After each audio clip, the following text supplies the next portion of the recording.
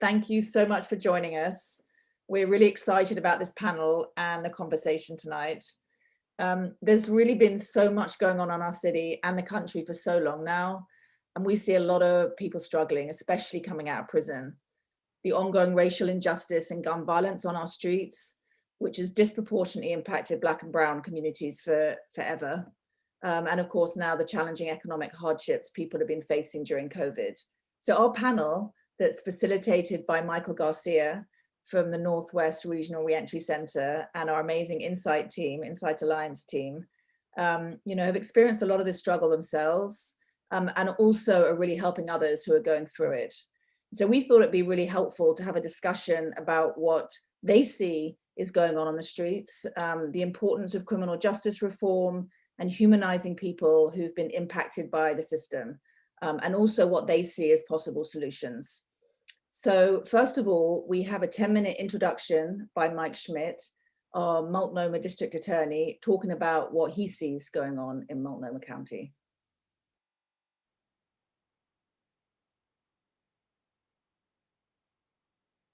In just a minute.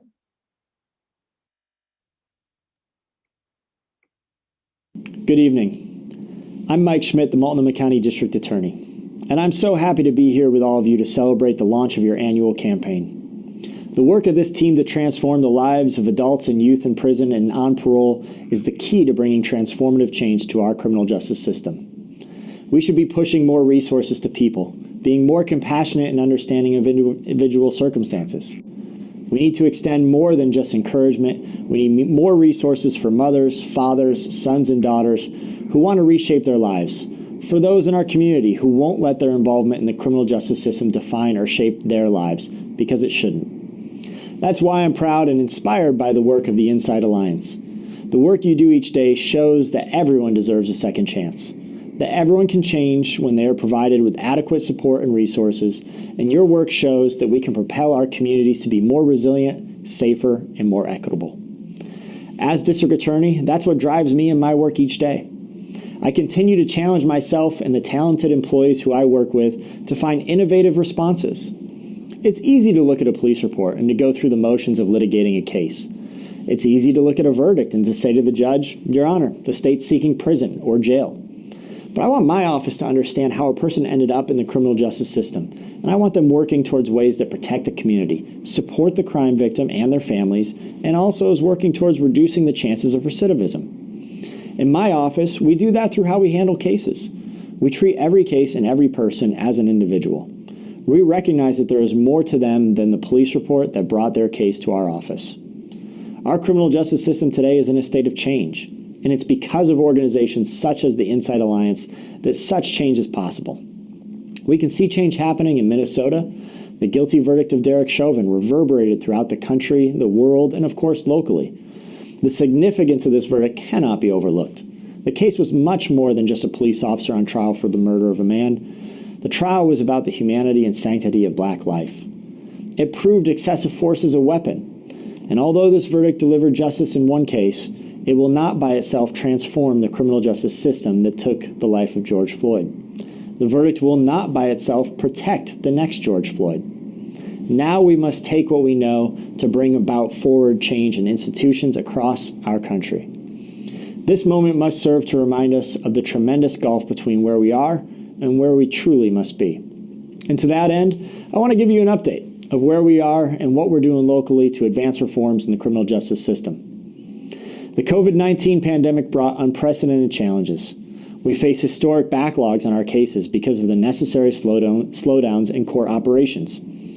The challenges the criminal justice system faces are only exacerbated by the economic hardships of many in our community felt with job loss, with changes in schooling, and most drastically, the reduction in in-person services for at-risk youth and families.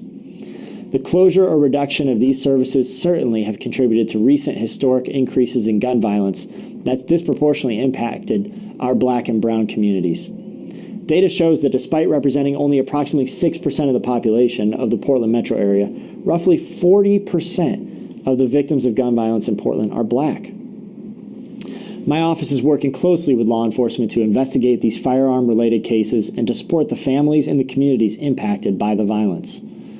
We're also working with others to develop community-led responses to gun violence. Conventional prosecution is reactive. We wait for the shooting to happen and then we prosecute the shooter. This response is inadequate to get upstream of the circumstances which create the violence. More must be done to address people who are showing the signs of increasing levels of gun involvement, but have not yet engaged in an irrevocable act of violence. That's why my office is looking into offering a culturally specific, community-rooted diversion program for Black individuals who are accused of committing a firearm and firearm-adjacent offenses, which does not result in the death or injury of another person. We continue to respond to the recent civil unrest. After the murder of George Floyd, we saw how powerful it can be to have voices unified in calling for change, to denounce police violence, and to say prominently that Black lives matter. Again, we are seeing significant change. The Oregon legislature continues to work on a historic package of policing bills that take a tremendous step in reimagining policing in Oregon. But we're also seeing a small group of people attacking community organizations, and their actions do not support or advance social justice reforms. Breaking out windows does more than just cause these organizations financial harm. It hurts all of us. But more importantly, they hurt the people needing those services the most. Take the Boys and Girls Club. Recently, a group of people destroyed windows at the club, a club that we know has helped keep Black and brown youth out of jail, a club that has helped families overcome the tragedies associated with gun violence. As district attorney, I'll always defend a person's right to free speech, but I'll not defend nor support anyone destroying property or engaging in violence. We're continuing to have powerful and important discussions about racism and how we can address it locally and broadly at the state level. That's why I testified in support of reforming Oregon's mandatory minimum sentencing law, Ballot Measure 11. Born during an era when many now misguided practices were ascendant in the criminal justice system, including the war on drugs, officially sanctioned racial profiling by law enforcement, and other now discredited practices. In the 27 years that have followed the passage of Ballot Measure 11, we've learned much about what works in the criminal justice system. We've become educated about the troubling racial and ethnic disparities that occur at every level of our system, from policing to sentencing. And we've learned that much of what we believed was true nearly 3 decades ago was not only untrue, but actively harmful, creating deep systems of inequity that we're still wrestling with today. I testified in support of restoring voting rights to those who are incarcerated. And as this group knows, there is nothing rehabilitative about being cut off from society. In fact, it's harmful. Research consistently shows that ties to family and community are protective factors in terms of decreasing the likelihood of future criminal conduct. And there's even research that specifically suggests that voting reduces recidivism. People make mistakes, sometimes horrible and even unforgivable mistakes. But what does it say about us as a society to dehumanize our fellow human beings? I want to live in a place that holds people accountable, protects public safety, and treats everybody with dignity and humanity, no matter what you've done in your life. That's a hopeful society. As I mentioned earlier, I want the deputy district attorneys in my office to truly understand the cost and the toll of a criminal conviction. This will help guide and shape our sentencing recommendations to the court. Recently, my office worked closely with the Oregon Chinese Coalition on a bias crime case that involved a person punching a Chinese American in the face in North Portland. This case could have easily been one that we sought incarceration on, but the victim didn't want that. The victim told us they wanted the person to get treatment and to have a conversation with the Portland Chinese community. That's when we reached out to the Oregon Chinese Coalition, and they've agreed to help develop a restorative justice plan for this case and potentially others. And while there are cases that require lengthy prison sentences, this was not one of them. But when we do send someone to prison, we shouldn't count those people out from society. We shouldn't give up. We need to make sure we have programming in prison, such as the ones Insight Alliance brings, to support them and to help them, to prepare them for release, and to keep them engaged and to give them incentive to changing their behavior. That's also why I'm supporting a bill in the legislature that will make Oregon's criminal record expungement system more just, efficient, and equitable. A criminal conviction can have long-lasting ramifications related to obtaining employment, housing, public assistance, and education. Criminal records can impact people for the entirety of their lives, far past the point where this information is needed for public safety purposes. We know expungement, the practice of sealing an official court and police record for public view, is a powerful tool to help Oregon families. However, Oregon's current expungement statute is not aligned with best practices. For example, there are lengthy waiting periods, even for people who were never convicted. Our current statute makes people wait up to 20 years to expunge certain convictions, a time frame that is far longer than national averages, and that's out of step with public safety research. But let's put a time frame aside for a second and look at the expense it takes to go through the expungement process. There are court fees, attorney's fees, fees for making copies, fingerprint fees. They all add up for low-income individuals. We know that Black and brown people are consistently unable to access the second chances that our expungement laws should provide. Recently, as I mentioned, I joined Carl McPherson, the head of Metropolitan Public Defenders, in supporting Senate Bill 397. As we wrote in an op-ed, we can do better. A criminal record should not be a life sentence to poverty, exclusion, and stigma. I'm proud to support the Insight Alliance and the work that you all do. You show up for youth and adults released from prison. You show up for the community, and you know that a person's path in life doesn't have to define them, that they have a resiliency and the ability to thrive, and that they can hit the reset button and change, and they will do so with our support. Thank you. That was great. So now, after that information from Mike Schmidt, I'd love to introduce Michael Garcia, who we work really closely with at the Federal Reentry Center here in Portland. Michael is a proper champion of all marginalized communities, and especially the arena he works in is supporting people caught up in the criminal justice system and helping them live prison-free lives. He's joined by our amazing Insight Alliance team, who are also champions for people involved in the criminal justice system. And I'll let them all introduce themselves. So I'll leave it up to you now, Michael. I'll pass it over to you. It's good to be here. I actually would like to allow everybody opportunity to introduce themselves. And if you don't mind, what I see on my screen here, I can just go down the list if everybody's okay with that. So first next to me is Brandon. If you'd like to introduce yourself, please.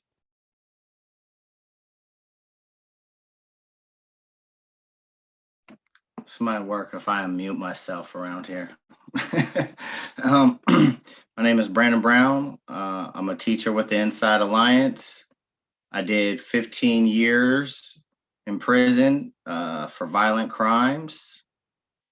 And I'm glad to be here tonight to have this discussion with everybody.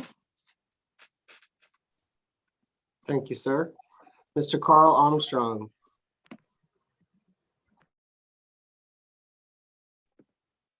Hey, hi, my name is Carl. I'm a peer mentor and a teacher with the Insight Alliance. I did 15 years for violent crimes. I was in the feds for 5 years, 10 years for the state. Yeah, I'm here to try to see if I could say something that's gonna stick with someone. Try to make some kind of change.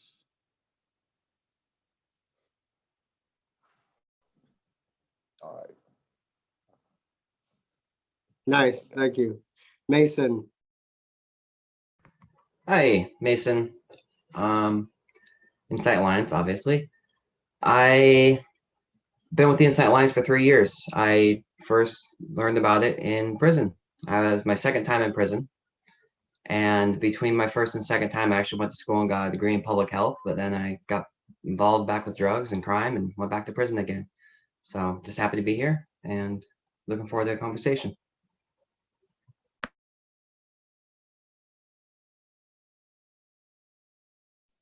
Thanks, Mason. Jessica. Hi, I am Jessica Rogers Hall. I've been with Insight Alliance for about 3 years now. I've only been out of prison 10 months. I'm a teacher in training and a mentor. I'm also apprenticing, and I'm here to give some input and help with some change. Beautiful. Jarrell. Good evening, everybody. My name is Jarrell. I also work with the Inside Alliance, like the rest of the squad. Um, I do love the work that we do, and also have some time of incarceration.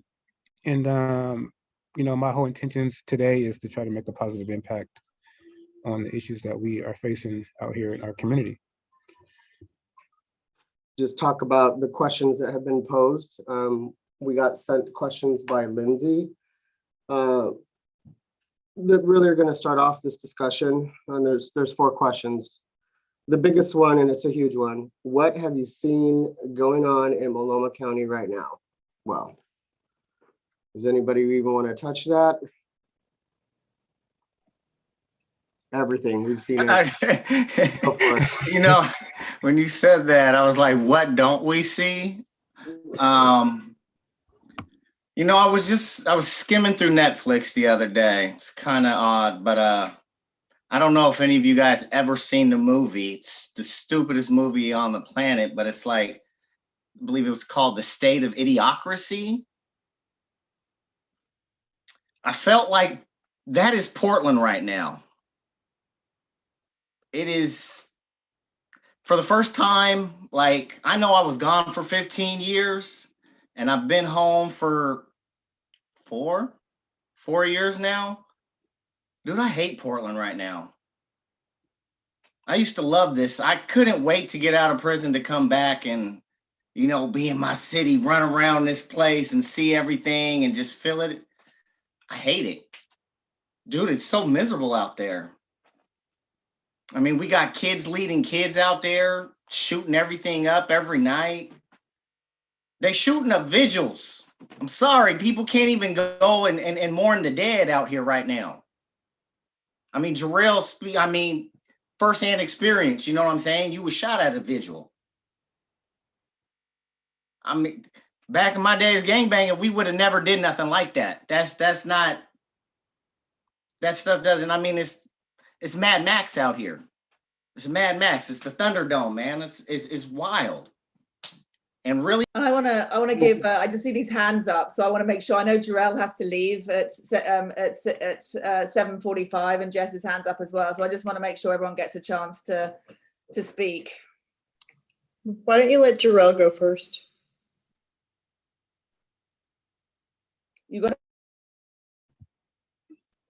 They don't give us enough time in the day for these issues. I'll say that first off. But Brandon, man, I feel it all the way.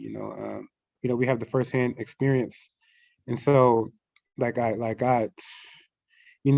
heavy. It's almost you wouldn't even know where to begin. But one of the documentaries I just seen a documentary called City of Joy, and it was based off of the Dominican Republic of Congo, right? And it was talking about it was a very, very, I was like stuck. I couldn't even sleep for the rest of the night after I saw this documentary. And, and it was just talking about something similar to what Michael was saying about, how these atrocity things happen, especially to young boys when they're like kind of forced into these crimes. And, it was a unique situation, how that one ended is because, they kind of had a solution, instead of just combating just one side of it, like, oh, you're so wrong, you're so wrong. No, there was a crime committed on both sides, right? Like, but it was like some young boys, that was a repetitive thing happening, and I'm not gonna get too far into it, but it was basically it was terrorist acts of terrorism that was happening within communities. And there was a lot of rape that was used as a weapon of war, there's a lot of crime that was used as a weapon of war, and people all across the world were involved in this thing. It all was based off of financials and money, and that's what fueled the whole thing in the first place, right? And so the way I look at what's going on in these communities, that yes, it is targeted into Black, Indigenous, and people who are just basically less than down and out. It's not always, but for the majority of it, yes, that's what it is.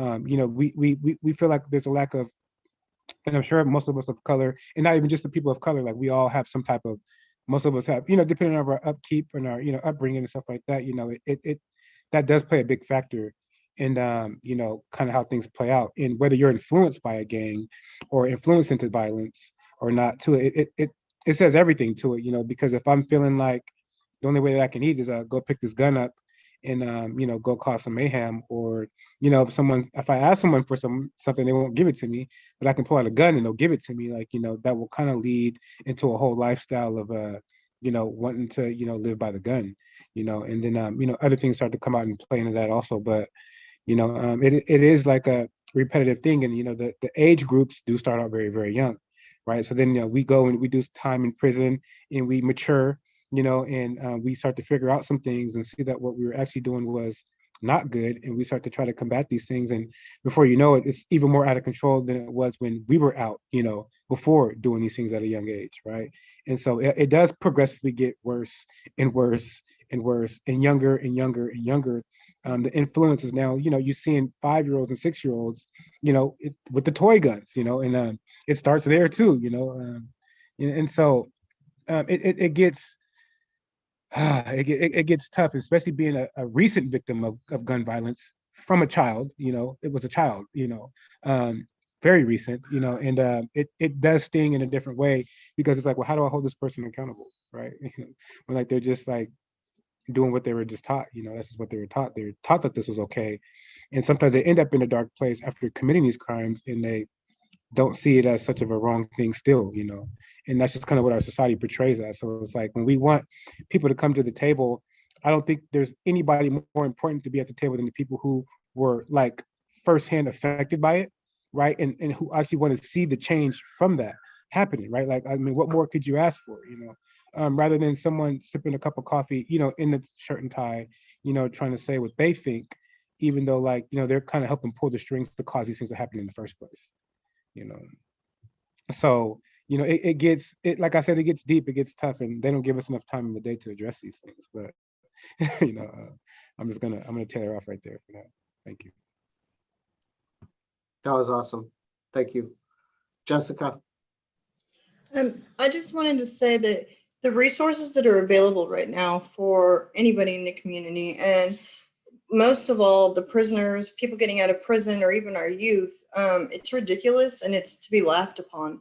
I'm 10 months out of prison, and I, thank God, have some financial security, but yet I still can't find a place to live.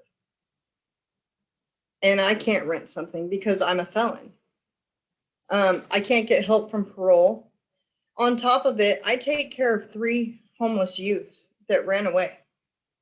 And our system is so screwed up that these kids would rather be on the streets than in care. Okay, so you want to talk about these warriors and these kids? We're breeding future inmates. We're making the criminals, because you're not giving anybody any opportunity to have a different chance. People struggle. These kids are struggling to eat. They're struggling for somewhere safe to go, to somewhere warm to sleep. And their only alternative is to be locked up in a juvenile facility.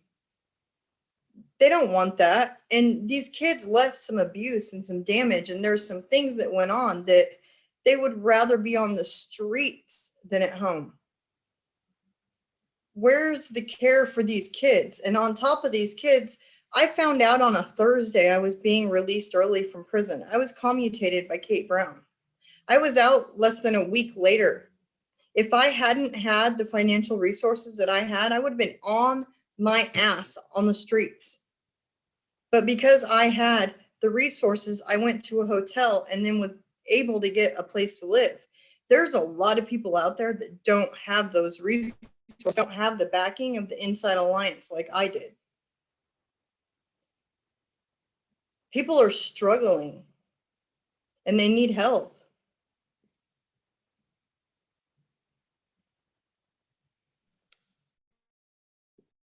Oh, you got on early. Can I say something? Can I say something again?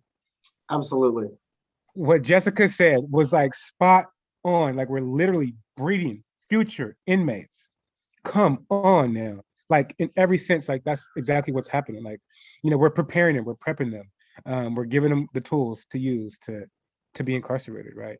And so that's why I do love, this group that I'm a part of, because we're actually trying to combat that thing. Like, and it doesn't tailor to just the elderly or the middle age. It tailors to everyone in life. So, that was a big testament to basically what's happening. Like we were all prepped and prepared for the struggles that we went through. 2 months out of prison, I found a little girl next to a trash can at a McDonald's. I took her home. Okay. I called her caseworker. Her caseworker said, turn her in. These are the people that you have working for the state of Oregon, by the way. Let me tell you this little story. She convinced me to make that little girl turn herself in.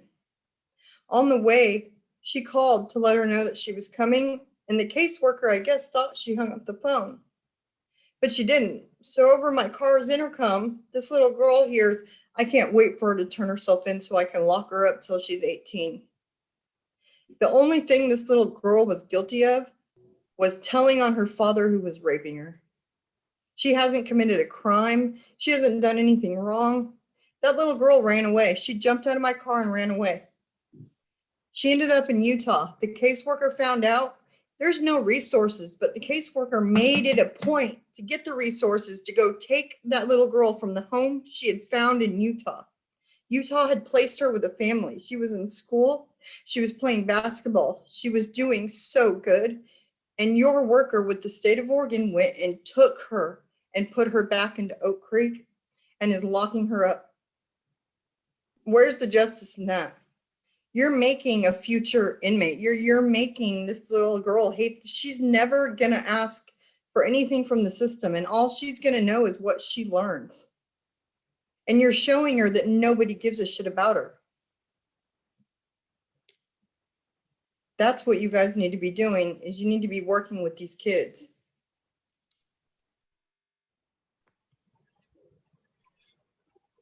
I know we haven't got loads of time, and I know that I'm not, we could go on forever about like what the problems are, but I also don't want to leave this panel, kind of with everyone wanting to kind of just like, I don't know what, I'm not going to say anything.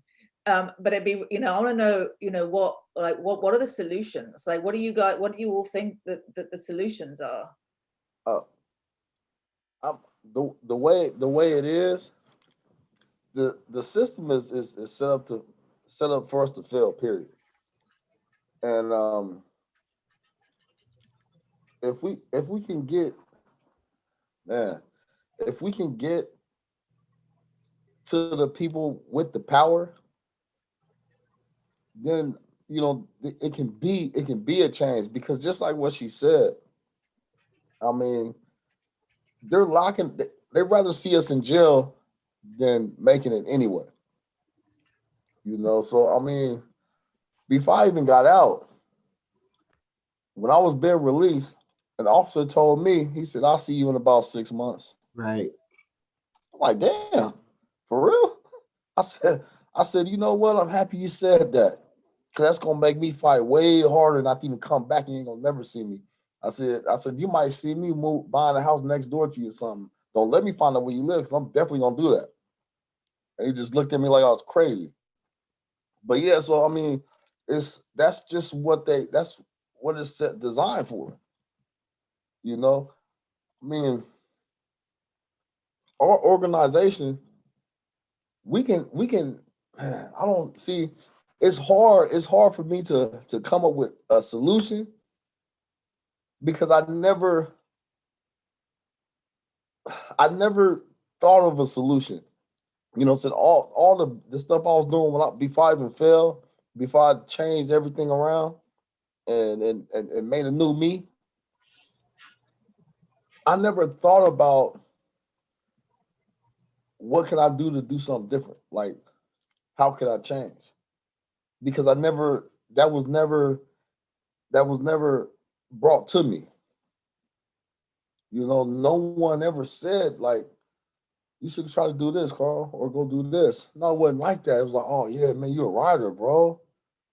Man, you're a writer, bro. Dang, you getting it, fam. That's all I ever heard. No one never ever said like, hey man, do you even feel bad for what you're doing? You know how many people you're gonna hurt? You know what I'm saying? You get held up on a pedestal when you're doing bad. So I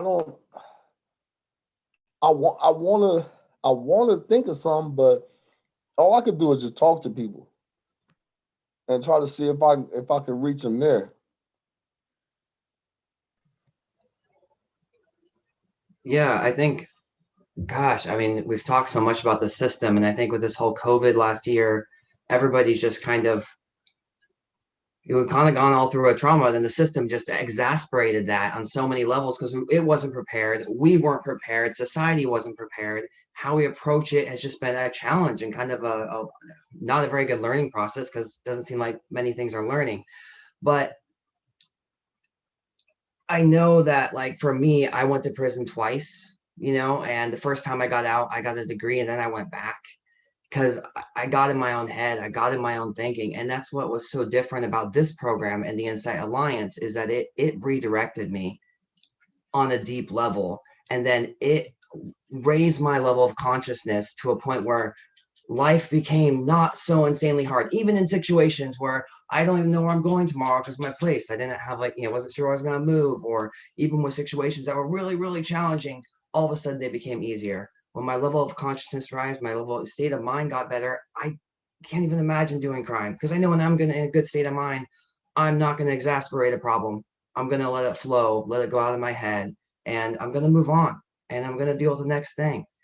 And I think we're doing a really good job of getting out there, but really getting to those younger people, getting into these programs, connecting with community leaders, but maybe the Boys and Girls Club, different organizations that we can just, even the homeless, TPI, Transition Services. I mean, we can start programs and really start reaching out. My partner, who I met and I just decided to help out, was homeless when I met him. I'm like, here, come to a place for a couple of days.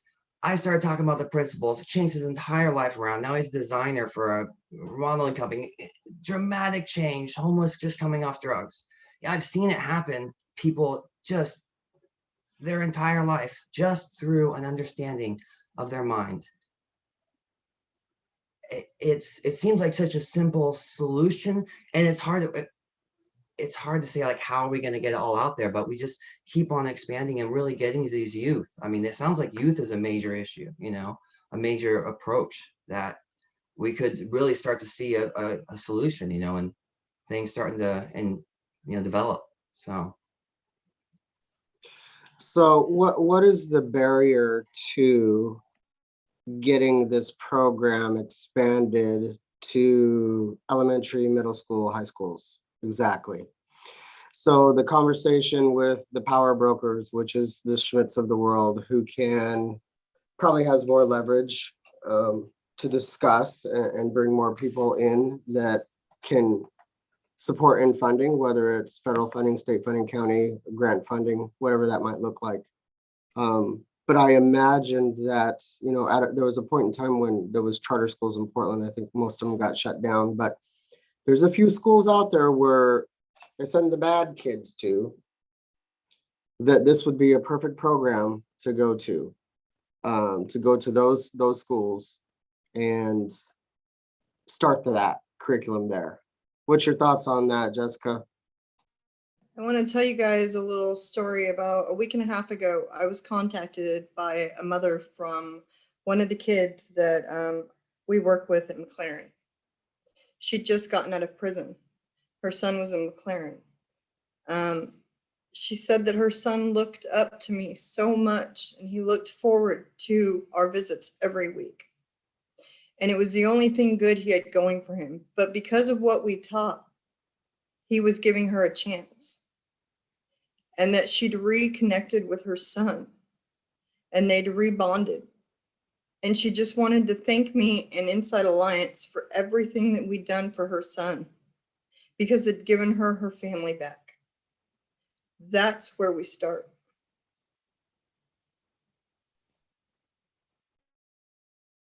I concur with that. That's the feedback I get on my end with grown men, What are your guys' thoughts around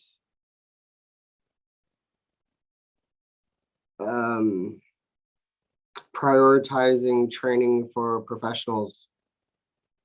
Because I see that there's a disconnect. I think, and this is just a thought, what are your thoughts? If more people in this field at my level, case management level, social work level, actually went through your training and really embraced it, those folks that are like me, like you, will go to our supervisors and our HR folks and our funders and our this and our that, and we're going to say, wow, our productivity is better, our measurements are better, our call outs are less. People love coming to work now. I mean, I feel like there needs to be a two attack, get the professionals on board to truly understand so that they can leverage their own little bubbles. And then hopefully our bubbles will start to connect and flow together. And then the other line of attack is the children, I think, as you move through the different developmental stages. And obviously the curriculum is going to look a little bit different. I could be wrong. I don't know. I'm not the boss. No, Anna, it's the same for a 12-year-old as it is for a 42-year-old. Then I'll get it. I'll get it. Okay, cool. I never got good grades. So what's your thoughts on that, you guys, of like a double line and maybe working on training those of us who think we know what we're doing? I think that would be an excellent idea. I mean, if they see you guys doing it, and they see the positivity that's coming from you guys, and just because you guys couldn't help yourself but sharing with the people that you're coming in contact with, because it's that contagious. So I mean, I think that would be great, from my point of view. Me having this understanding not only saved my life, but since I've gotten out, some stressful situations that arose. The old me would have gotten a car with a gun and had a standoff with SWAT and ended up back in prison. The new me, I can deal. I get upset, I cry it out, and then I move on. And I'm able to take each day at a time, and it doesn't ruin the rest of my life. So this program works.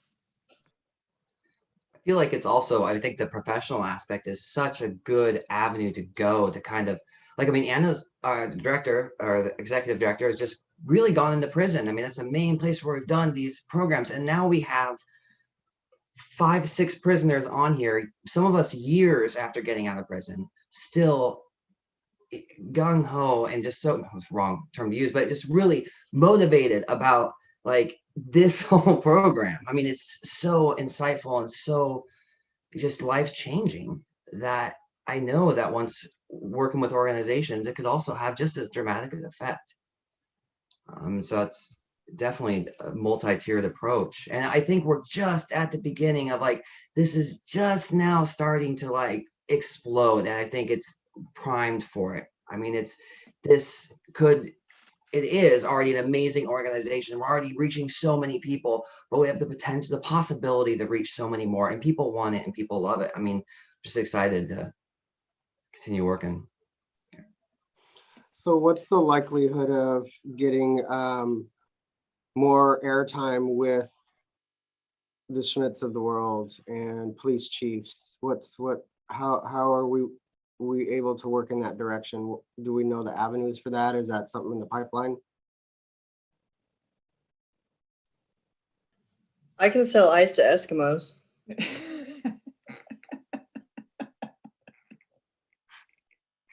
All right, well, That's our strategic plan right there. I love it. Go for it. I don't take no for an answer. Jessica out there. No, really, all the DAs, POs, anybody who has something to do with this unjust system that we're all part of, if all those people jumped in and took this program, then I think they would sit down and rethink everything. They would have no choice but to. But yeah, those are the ones that need to sit down and get a dose of this. I agree. I'm hoping that Anna And some of you will be available to sit in on a reentry court meeting next month with the federal program for reentry court, and see what that looks like. And hopefully we can partner better and get more participants that are on the supervision side, on the Fed side, that they have a forum to where they can speak to each other and then send it out the way they like. I think that's a start of planting some seeds and getting some, there's 2 federal judges on that. There's a U.S. attorneys, probation officers, clinicians that will talk. Thank you. Yeah. And Lindsay's come back on, so we're out of time. She's cutting us off. Yes, we're at 8 o'clock. So just wanted to say thank you to everybody for tuning in tonight. We so appreciate you joining us for this conversation, and hopefully we'll get to have many more conversations. But thank you all. You're amazing, wonderful, thanks, guys. awesome. Thanks, team. Thanks, Michael. Thank you, everyone. Yeah, thanks, Thank Michael. you. Enjoy your night. Thank you, Michael, so much. Yeah, thank you guys. You guys are